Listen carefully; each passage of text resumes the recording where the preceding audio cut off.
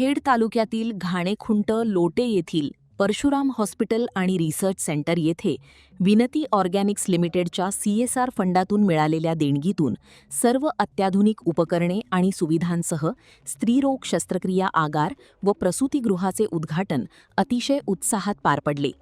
यावेळी विनती ऑर्गॅनिक लिमिटेडचे अध्यक्ष महादेव महिमान, जनसंपर्क अधिकारी सचिन खरे, घाणेखुंटेचे सरपंच संतोष ठसाळे, महाराष्ट्र एज्युकेशन सोसायटीचे सचिव अतुल कुलकर्णी, सल्लागार समितीचे सदस्य डॉक्टर संतोष देशपांडे, रोटरी क्लबचे माजी अध्यक्ष शशांक रेडीज, परशुराम हॉस्पिटलचे वैद्यकीय अधीक्षक डॉक्टर सचिन उत्पात, उपअधीक्षक डॉक्टर अनुपम आलमान तसेच अन्य मान्यवर उपस्थित होते।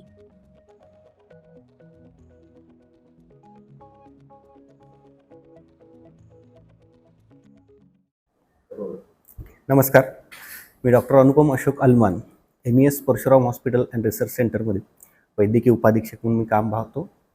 आज एक आनंदाचा दिवस आमच्यासाठी आहे की महाराष्ट्र एज्युकेशन सोसायटी, ॲमोनोरायस फाउंडेशन आणि विनती ऑर्गॅनिक्स यांच्या संयुक्त विद्यमाने आपण इथे आज स्त्रीरोग विभागासाठीच्या एका स्वतंत्र ऑपरेशन थिएटर, प्रसूतिगृह आणि NICU याचा उद्घाटन सोहळा आज पार पडतो आहे।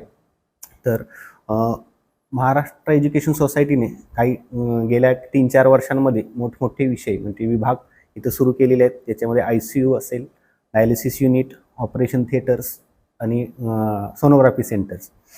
बऱ्याच वेळा असं व्हायचं की ऑपरेशन चालू असतानाच इमर्जन्सी डिलिव्हरीचे पेशंट्स आले तर थोड्याशा अडचणींचा सामना करावा लागायचा। याचा विचार करून विनती ऑर्गॅनिक्सकडे आम्ही एक प्रपोजल दिलं होतं की स्वतंत्र स्त्रीरोग या विषयांसाठी ऑपरेशन थिएटर्स असावं।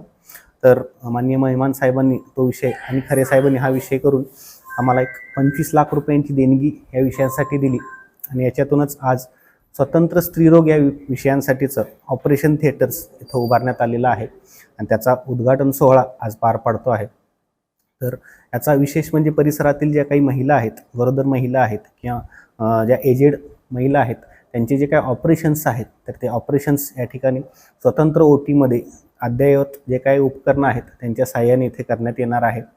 आणि आपल्याकडे मॅनपॉवर्स प्लस आहेत आणि इन्फ्रास्ट्रक्चर, इक्विपमेंट्स हे चांगल्या क्वालिटीचे असल्यामुळे इथल्या परिसरातील स्त्रियांना त्यांच्या आजारपणासाठी किंवा त्यांच्या ऑपरेशनसाठी चिपळूण किंवा बाहेर अन्य गावी कोणत्याही ठिकाणी जायची गरज पडणार नाही। सर्व ऑपरेशन्स किंवा सर्व सुविधा आपल्या इथे यापुढे चालू राहणार आहेत। आता यामध्ये मेन आपण प्रसूतिगृह, LACS म्हणजे सीझर सेक्शन जे होतं त्याचे ऑपरेशन्स आणि निओनेटल केअर युनिट याचा कॉम्प्लेक्स तयार केलेला आहे स्वतंत्र।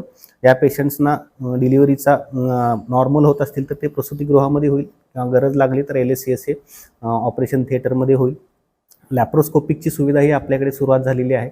ऑलिम्पस नावाचा एक ब्रँडेड कंपनी आहे तर त्याचा स्कोप आपल्याकडे आहे, लॅप्रोस्कोपिकचा सेट आहे। तर त्याच्यामुळे हे पिशवीचे ऑपरेशन्स असतात, असे महिलांचे ऑपरेशनसुद्धा आपल्याकडे होतात, नसबंदीचे ऑपरेशनसुद्धा आपल्याकडे होऊ शकतात इथून पुढे। तर हा सगळा एक कॉम्प्लेक्स आपल्या इथे तयार झालेला आहे।